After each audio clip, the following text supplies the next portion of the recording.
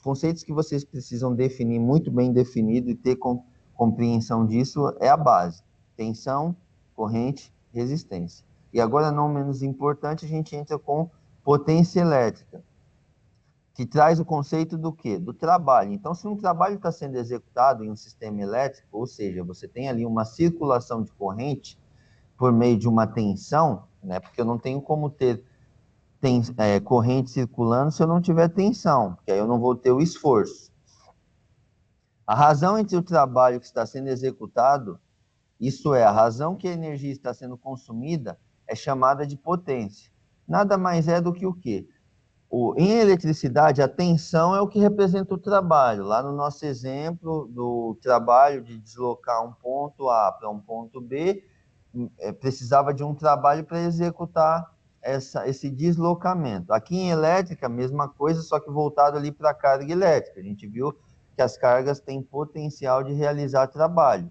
Então, se a gente conclui que esse trabalho, esse potencial é a tensão elétrica, então a tensão realiza trabalho de deslocar uma carga elétrica e a corrente representa o número de carga deslocada. Então, ou seja, a tensão vai fazer o esforço para que a corrente, para que os elétrons ali se movimentem. Então, esse trabalho, essa tensão, vezes esse movimento por um determinado tempo, que vai ser o E vezes o I, isso vai dar para a gente a potência, ou seja, a quantidade é uma forma de mensurar a quantidade gasta. E isso é muito comum no nosso dia a dia, quando a gente pega lá para pagar a nossa conta de energia. A gente tem lá um termo que a gente vê o consumo daquele mês, que vai ser dado na unidade de watt, justamente o quanto eu consumi dessa energia durante um determinado período. Lá, geralmente, está considerando ali um período mensal, em que você recebe ali o custo de acordo com o que você consumiu no mês anterior. Então, você tem um relógio ali, um medidor, que vai fazendo essa medição dessa potência que está sendo utilizada, e depois ele contabiliza isso. Todo instrumento ele vai ter ali uma informação, uma relação de energia, né, de potência que ele consome. Então, se você olhar num ar-condicionado, você vai ter lá uma energia, lá, uma potência elétrica lá de consumo.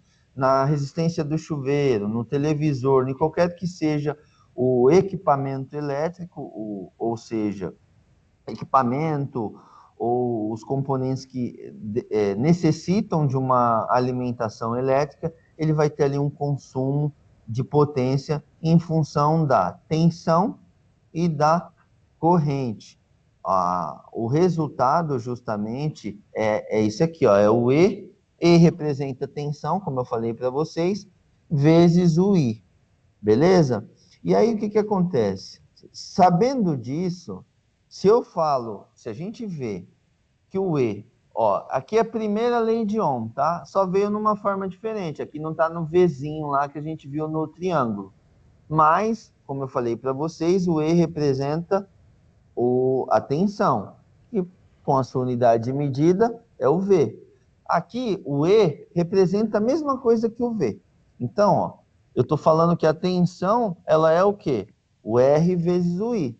E agora eu falei também que o conceito de potência, ele é a potência, ele é a tensão vezes o I.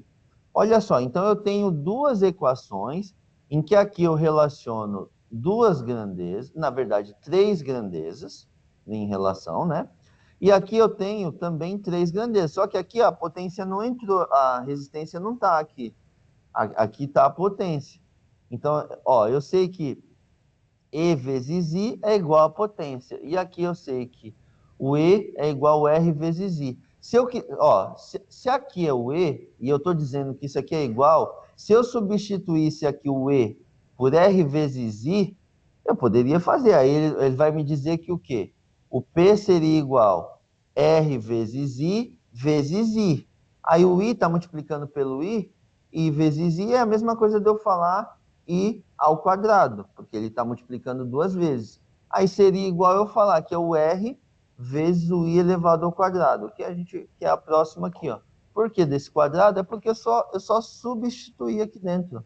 Eu peguei esse R vezes I e coloquei ele aqui dentro. E aí depois, ó, I vezes I vai dar I ao quadrado.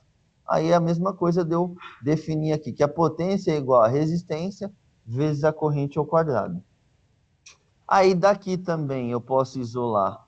Aí, como a gente já viu naquela primeira lei de Ohm, lá naquele triângulo, se eu tampasse o I que estava ali mais à direita, iria sobrar o V sobre o R. É a mesma coisa. Aqui a mesma coisa daquele triângulo da primeira lei de Ohm. Se eu tampasse o R que estava mais à esquerda, eu ia ter o V sobre o I. Mesma pegada. E aqui o P, se eu vir aqui e substituir, por exemplo, aqui eu estou dizendo, aqui, ó, E ao quadrado vezes I. Mas quem é o I? O I, se eu pegar agora aqui na fórmula B, se eu pegar o I aqui, ó, o I eu estou dizendo que é o quê? Pela primeira lei de Ohm, a gente viu que o I é igual tensão sobre resistência. Se eu substituir o I aqui, então agora não vai ter mais I, vai ter tensão sobre resistência. Aí tensão vezes tensão vai dar, ó, tensão ao quadrado sobre a resistência.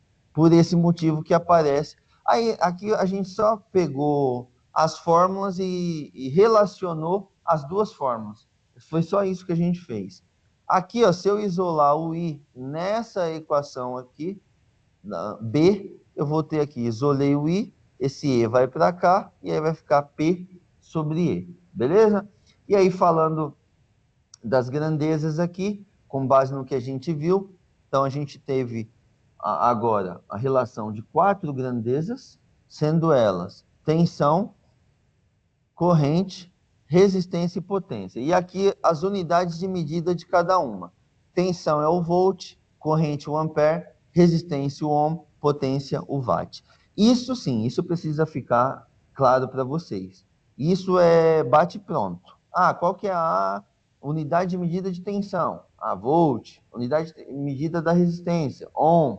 Unidade de medida da potência, watt. Isso precisa estar definido, isso precisa estar muito claro para vocês, beleza?